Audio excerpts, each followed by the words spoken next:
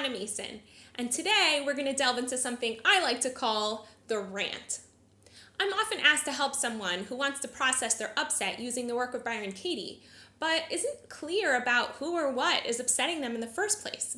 Recently, a client, let's call her Jane, was struggling because the house she shares with her husband and 6 kids was an absolute mess, and she just couldn't motivate herself to clean things up. This was a challenge Jane faced almost daily. She procrastinated for hours, which only increased her anxiety and then added guilt to the picture.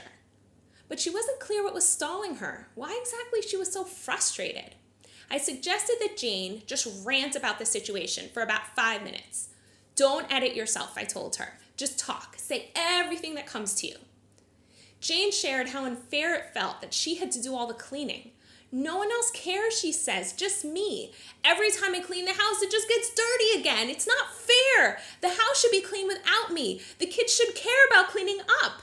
I shouldn't have to do all the work alone. And on and on. I wrote down all the beliefs I heard her expressing, either outright or under the surface.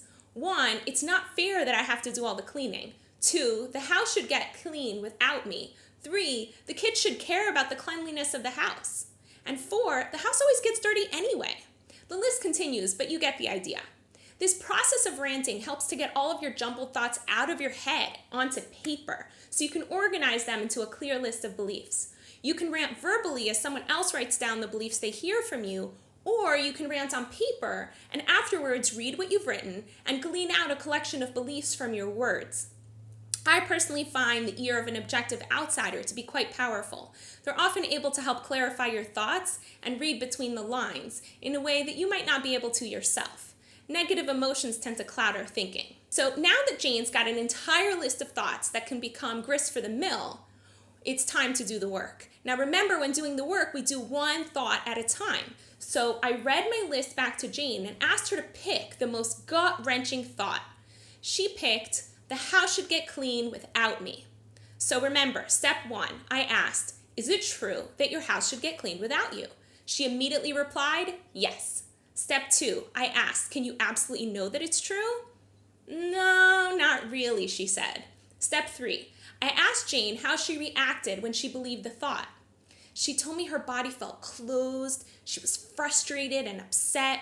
A whole slew of judgments about her kids and their laziness raced through her head. She couldn't think straight and felt tired and weak. She wanted to run away into the internet or a good book. I totally know what that feels like. And when she was actually cleaning, she felt really angry and resentful, so she couldn't even have a good time.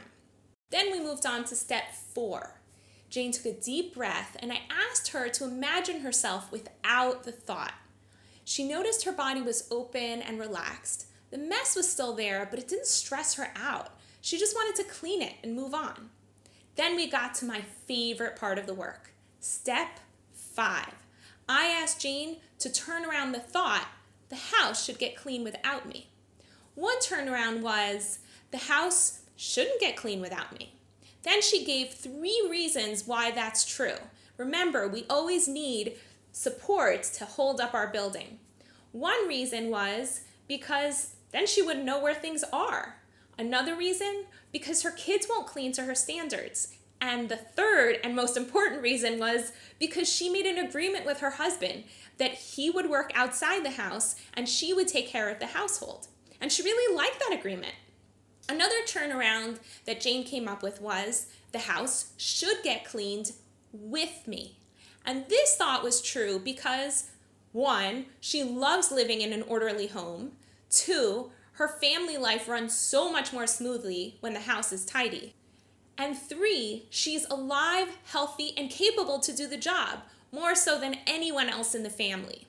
Over the course of our inquiry, a few alternative perspectives came into view.